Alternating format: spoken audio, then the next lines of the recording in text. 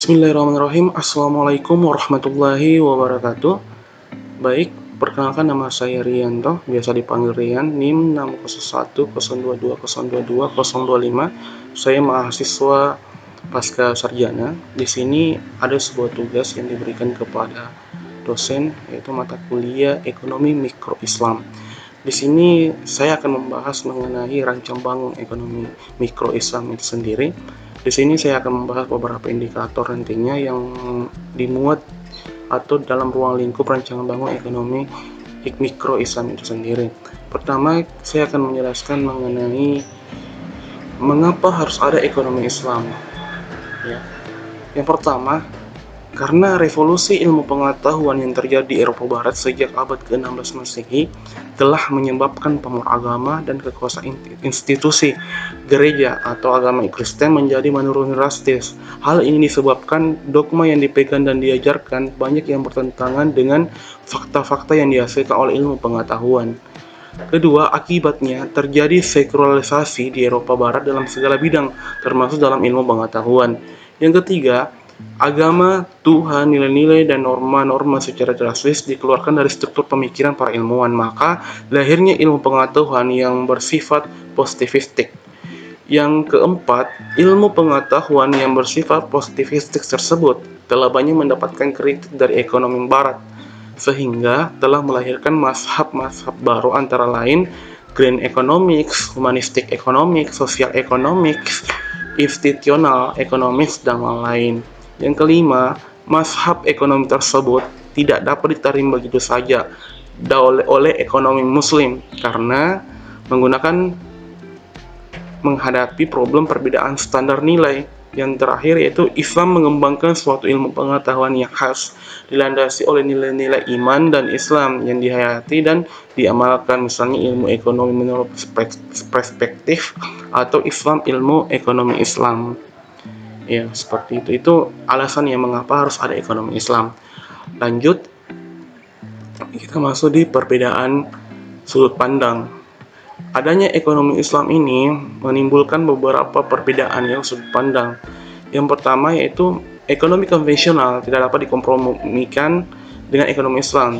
Maksudnya tidak boleh dibandingkan karena masing-masing didasarkan atas pandangan dunia yang berbeda. Yang pertama, bahwa ekonomi konvensional itu melihat ilmu sebagai sesuatu yang sekuler atau berorientasi hanya pada kehidupan duniawi, kini dan di sini. Yang kedua, ekonomi Islam dibangun atas atau paling tidak diwarnai oleh prinsip-prinsip religius atau Islam, berorientasi pada kehidupan dunia, kini dan di sini, dan sekaligus kehidupan akhirat nanti dan di sana. Ya, itulah tadi perbedaan nih antara ekonomi konvensional dan ekonomi Islam dari segi kehidupannya. Yang di sini kedua yaitu pemikiran ekonomi Muslim kontemporer dapat diklasifikasikan dalam 3 mazhab, yaitu di sini ada beberapa perbedaan mazhab ya. Ada 3. Yang pertama itu mazhab bagi as-sadar. Ilmu ekonomi tidak pernah bisa sejalan dengan Islam. Ekonomi tetap ekonomi dan Islam tetap Islam. Keduanya tidak akan pernah dapat disatukan karena keduanya berasal dari filosofi yang saling produktif. Yang satu Islam, yang satu anti-Islam, yang lainnya Islam. Ya. Ekonomi Islam di sini perbedaan filosofi tersebut menyebabkan berbeda cara pandang yang sangat berdasar, yaitu yang pertama, ilmu ekonomi timbul karena adanya keinginan manusia yang tidak terbatas sementara sumber daya terbatas. Yang kedua, Islam menolak pendapat tersebut dengan dasar ayat Al-Quran yang berbunyi, sungguh telah kami ciptakan segala sesuatu dalam ukuran yang tepat-tepatnya. Al-Qamar ayat 54. Yang ketiga yaitu pendapat bahwa keinginan manusia tidak terbatas juga ditolak. Contohnya manusia akan berhenti minum jika dahaganya sudah terpuaskan. Yang keempat, mazhab ini berpendapat bahwa masalah ekonomi muncul karena adanya distribusi yang tidak merata dan adil sebagai akibat sistem ekonomi yang memperolehkan eksploitasi pihak yang kuat terhadap pihak yang lemah. Nah, itu. Dan lanjut 5, menurut pemikiran dari mazhab As-Sadari sendiri, menurut pendapat mazhab ini, istilah ekonomi Islami adalah istilah yang bukan hanya tidak sesuai dengan salah, tetapi juga menyesatkan dan kontradiktif. Karena itu, penggunaan istilah ekonomi Islami harus dihentikan. Yang kedua, sebagai gantinya ditawarkan istilah baru yang berasal dari filosofi Islam, yaitu ijtihad. Yang ketujuh, istihad bukan hanya sekadar terjemahan dari ekonomi, tetapi berasal dari kata asalnya khas, berarti equilibrium atau keadaan sama, seimbang atau pertengahan. Yang terakhir, tokohnya Muhammad Baqi As-Sadar, Abbas Mirako, Bagir Al-Hasani, Kadis As-Sadar, Iraj Tausyah, Hidayati, dan lainnya sebagainya. Selanjutnya itu mazhab mainstream. Mazhab mainstream berpendapat bahwa pertama, mazhab mainstream ini berbeda dengan mazhab Bagir Al-Sadar. Bahkan setuju bahwa masalah ekonomi muncul karena sumber daya terbatas yang dihadapkan pada keinginan manusia yang tidak terbatas. Adapun pendukung dalilnya yang pertama yaitu surah Al-Baqarah ayat 155 berbunyi, dan sesungguh akan kami uji kamu dengan sedikit ketakutan, kelaparan, kekurangan harta, jiwa, dan buah-buahan, dan berikanlah berita gembira bagi orang-orang yang sabar. Yang kedua dari surah At-Takasur ayat 1-5, dan bermegah-megah telah melalaikan kamu sampai kamu masuk ke liang kubur. Janganlah begitu, kelak kamu akan mengetahui akibat perbuatan itu. Dan adapun hadis dari masa mainstream ini, manusia tidak akan pernah puas bila diberikan emas 1 lembah, ia akan meminta emas 2 lembah. Bila diberikan 2 lembah, ia akan meminta 3 lembah, dan seterusnya sampai ia masuk kubur. Dalam sebuah hadis selanjutnya yaitu ada yang ketiga, perbedaan yang dengan konvensional ya, pendapat dari masa mainstream itu terletak dalam menyelesaikan masalah tersebut. Dilema sumber daya yang terbatas dengan keinginan manusia yang tidak terbatas diselesaikan dengan penetapan prioritas. Yang pertama, dalam penetapan prioritas oleh ekonomi konvensional didasarkan pada selera pribadi. Masing-masing manusia boleh mempertimbangkan unsur agama, boleh juga mengabaikannya. Dalam bahasa Al-Quran mempertahukan hawa nafsunya. Yang bagian B, dalam ekonomi Islami, perilaku manusia dalam setiap aspek kehidupannya termasuk ekonomi selalu dipandu oleh Allah lewat Al-Quran dan As-Sunnah. Tokohnya Muhammad Umar Chapra, M.A. Amanan, Muhammad Naidul Siddiq, dan lain sebagainya. Dan jadi mazhab ini berpendapat bahwa mengambil hal-hal yang baik dan bermanfaat yang dihasilkan oleh bangsa dan budaya non-Islam sama sekali tidak diharamkan.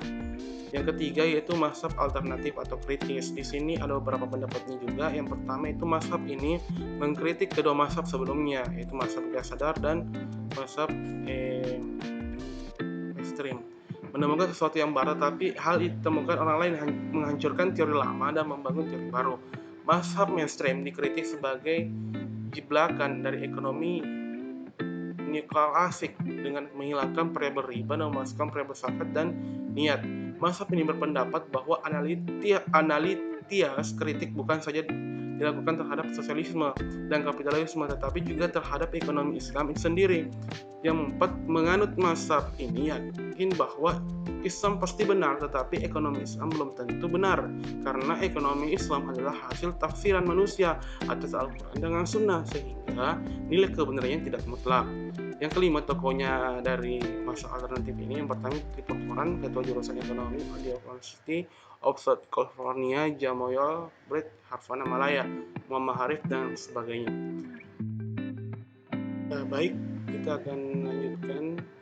Sini kita masuk di ini adalah rancang bangun ekonomi mikro Islam. Di sini kayak bentuk rumah ya. Yang pertama itu hal itu merupakan perilaku Islam dalam bisnis dan ekonomi. Di sini ada yang ketiga yaitu prinsip ekonomi Islam, ada multi ownership, social justice. Adapun teori ekonomi Islam itu tauhid, adil, bahwa khilafah dan madah. Di sini kita akan bahas mengenai hal itu. Yang pertama itu teori ekonomi Islam. Itu ada beberapa tadi, ada 5 yang kalau nggak salah. Yang pertama itu tauhid. Tauhid merupakan inti pokok ajaran Islam yang berupa pengakuan bahwa tiada Tuhan selain Allah, satu-satunya zat yang berhak disembah. Di sini tauhid al-uluhiyah ada 2 ya. Tauhid al-uluhiyah berarti mengesahkan Allah, tidak menyekutukan sesuatu apapun dengannya. Allah tidak beranak dan tidak perlu diperanakan. Dia tak punya sekutu atau rekanan. Jadi Allah adalah Tuhan yang mutlak. Dia meliputi dan mengatasi segala sesuatu, dan Tuhan selainnya menyembah kepadanya. Yang kedua, tauhid al-rububiyah, berkenaan dengan Allah sebagai Tuhan, menciptakan dan mengatur dalam semesta keberadaan Tuhan dalam menggandeng al-rububiyah dan berikut terutama melalui ciptaannya, ayat kauniyah sebagaimana dijelaskan dalam ayat, sesungguhnya dalam mencipta langit dan bumi dan silih bergantinya siang dan malam terdapat tanda-tanda bagi orang-orang yang berakal. Ini surah Al-Imran ayat 190. Yang kedua itu ada bermakna tidak berbuat salim kepada sesama manusia, bukan berarti sama rasa. Jadi adil adalah menempatkan sesuatu pada tempatnya. Adapun 3 ya, di pandangan adil menurut kapitalisme adalah Anda dapat apa yang diupayakan, atau you get what you risk. Anda adil menurut sosialisme adalah sama rata, sama rasa. Yang ketiga, adil menurut Islam tidak menzalimi dan tidak dizalimi. Yang ketiga itu nubawa, merupakan sifat yang diberikan Allah kepada manusia pilihannya karena mereka memiliki keistimewaan dan kemampuan khusus yang tidak memiliki manusia lain, berupa wahyu dan mukjizat yang membuktikan kebenaran ajaran yang mereka bawa. Kenabian merupakan salah satu uji universal ekonomi karena fungsi Nabi Muhammad SAW yang sentral dalam kesumberan ajaran Islam. Dalam diri Nabi bersemaya sifat dua luhur yang lain menjadi penuntut setiap pribadi muslim termasuk dalam aktivitas ekonomi. Yang selanjutnya itu khilafah, sebagai perwujudan bahwa tidak diragukan manusia diciptakan oleh Allah Subhanahu wa taala untuk menjadi pemimpin dari makhluk-makhluk lain. Oleh sebab itu, manusia wajib menjaga keharmonisan hubungan sesama makhluk untuk mewujudkan misi tersebut. Manusia membutuhkan sebuah media yang berupa pemerintahan atau khilafah. Selanjutnya itu ma'ada ya. Melalui al-ma'ada ini manusia diperingatkan bahwa kehidupan di dunia hanya sementara. Dalam kehidupan sesudah kehidupan dunia ini, karena itu manusia hendaknya tidak menjadikan dunia sebagai tujuan pokok dan segalanya. Karena di samping kehidupan dunia ada kehidupan lagi yang lebih kekal. Jadi itulah tadi prinsip ya ekonomi. Kali itu kita bahas mengenai ciri-ciri ekonomi Islam itu yang bagian dua tadi dari rancang bangun itu sendiri. Yang pertama itu multitude ownership, yaitu Islam mengakui kepemilikan pribadi, kepemilikan bersama atau syirka, dan kepemilikan negara.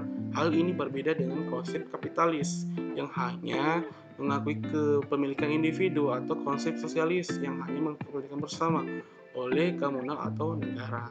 Yang kedua yaitu freedom to act, yaitu kebebasan berekonomi selama tidak melanggar rambu-rambu syariah.